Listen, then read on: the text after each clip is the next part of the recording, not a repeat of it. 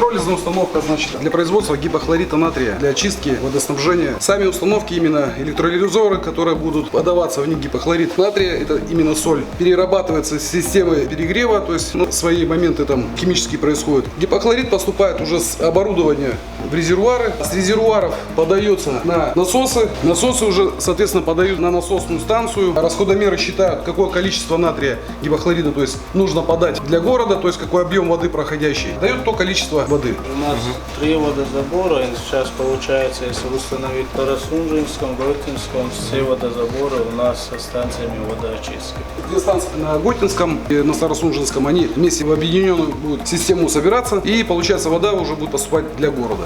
Для нас важно население, здоровье населения, поэтому качество должно быть на высшем уровне. Узанец именно ВНС 2 Готинского водозабора Алюрова, основное Байсангуровский район, часть Шейх-Мансуровский район, Хидалушу, Узадол, Халбит, Аварийный, Бобешери, Шайл насос, Узаджол, Бачевный Эра, Узанец, станции водоподготовки, водоочистки, Алгошу, Хицендеш, Цендинчелда, Чуктош, Ши программу, Уза, синхронизация, Инца, рамках программу чистая вода, и станция водоочистки, Шола, еще мероприятие, инфраструктурные, бюджетные, кредитные, уже очень ценные. Он срок мотивирует больше.